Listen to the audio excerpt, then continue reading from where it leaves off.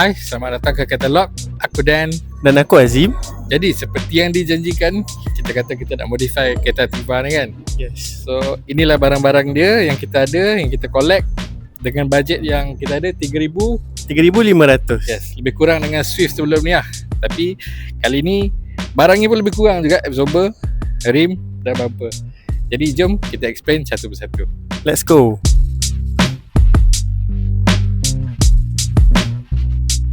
Okay, so macam korang pernah tengok, rim ni kita pernah up dalam video kita yang tiga jenis rim tu.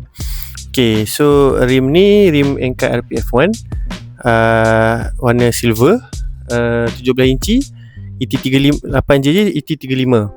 So 4 lubang. So sepatutnya okey lah dalam kita masuk dalam Ativa. Cuma kita risau sekarang ni takut dia terkeluar sangat daripada fender. Tapi itulah, harapnya okey lah. So kita tengok barang seterusnya. Okay, so untuk bahagian absorber kita pakai brand yang biasa-biasa je, DRS. So benda ni dekat Shopee pun berapa dah aku lupa lah. Sebab yang ni pun aku beli second daripada Azim lah. So yang ni dia dah pakai. And this one adjustable high-low body shift. Ni body shift dia cuma soft hard je tak ada. Bagi aku, sebab dia dah ada body shift, soft hard tu bagi aku tak berapa penting lah. So adjust dekat dia punya preload je nanti. So yang ni so far aku dah test, semua masih ok, pressure semua masih ok. Azim jual kat aku itu pun murmur je. So ok lah, aku sebab je lah.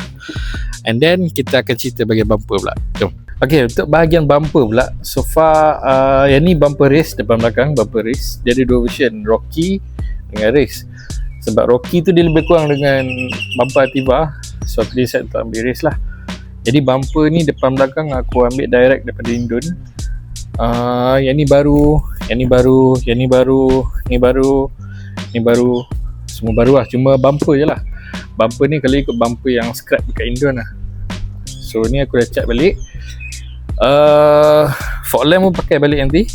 And then untuk bumper belakang, yang ni pun dapat use juga. Use masuk ni dengan ni.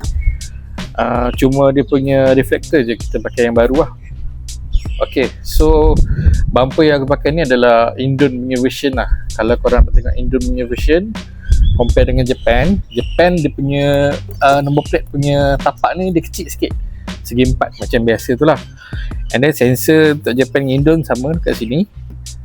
Untuk yang belakang sensor, kalau Japan dia dekat sini, and then dia ada fog lamp belah kanan. Kalau korang perasan dekat Ativa Hybrid, itu Japan punya bumper. So far aku dapat Indon, ok lah, pakai je lah kan. Tadi itu je lah untuk bahagian barang-barang kita ada dengan bajet 3,500.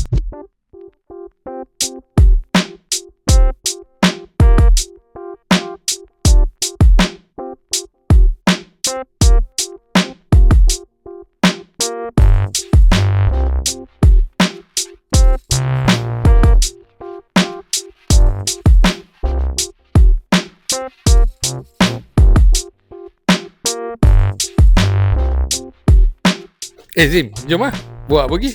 Kita nak pasang. Okay, jom. Okay guys, stay tune untuk next week. Ciao.